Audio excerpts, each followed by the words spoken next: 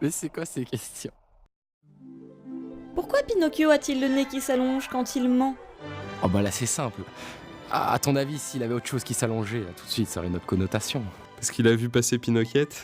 Je pense que c'est un retour à l'adolescence et qui peut faire un parallèle avec donc la première érection. Et je pense que voilà, c'est une frustration sexuelle comme une autre qui a été retranscrite à travers ça.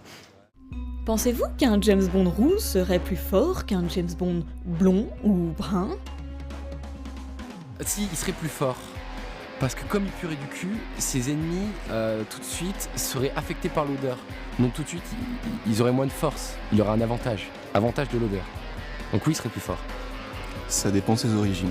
Par exemple, je sais pas si c'est un roux irlandais et qu'il est blindé de bière, ça marchera pas, tu vois. Par contre, si c'est un roux de carrosse, ça roulera bien, tu vois. D'après vous, quel âge a Gandalf? Ah, la magie, ça conserve. Pour moi, il a bien 1000 ans, hein, ce petit Gandalf. 70 ans 73, non? Par là.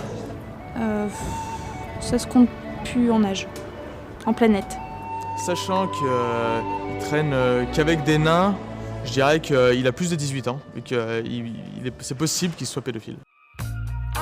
Dans Shrek, pourquoi l'âne y parle? Oh, parce qu'il est con, tout simplement. Parce qu'il est magique. Parce qu'il a une petite bouche, il aura une grande bouche et il parlera jamais. Pour compenser l'absence de dialogue qu'il y a autour de lui. Bah il parle parce que c'est un âne. Sachant qu'Harry Potter est un sorcier, pourquoi porte-t-il des lunettes? Ah, ça c'est pour le côté intello, à mon avis. C'est pour qu'il puisse lire ses formules magiques. C'est parce que, en fait, sa cicatrice, je crois que ça lui a fait un dommage au cerveau. Je sais pas, il est bigleux pour voir les sorts.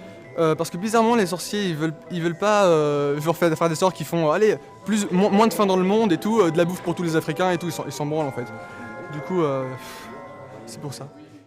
Dans Toy Story, pensez-vous que Woody a vraiment un serpent dans sa botte? Non. Non, à mon avis, c'est un mythomane et il cherche à faire parler de lui.